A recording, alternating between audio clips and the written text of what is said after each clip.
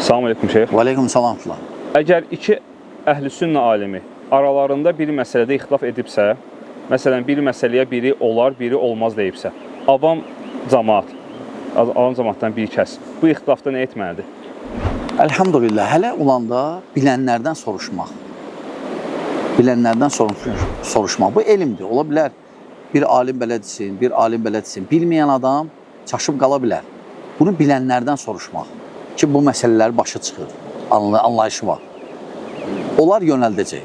Təbii ki, avam adam, yəni bilməyən adam, bu məsələdə elmi olmayan adamlar, onlar üçün çətindir. Məsələn, götür hətta məzhəbi. Bu məzhəb belə deyir, bu məzhəb belə, bu məzhəb belə, bu məzhəb belə. Yəni, sırava adam bunların hansının dəqiq olmağını əlbəttə bilməyəcək. Bunu bilmək üçün elm lazımdır.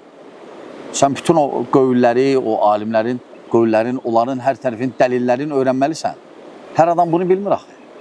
Onu bilənlərdən soruşub o cür həll eləmək. Məsələn. Həmçinin bu rəy məsələsinə bağlı belə bir sual çıxır ortaya. Bir şəxs bir məsələdə bir neçə rəyin olduğunu bilir və dəlillərlə bilir.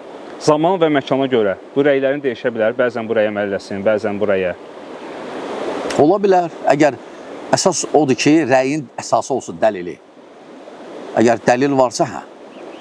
Dəlili səhihdirsə.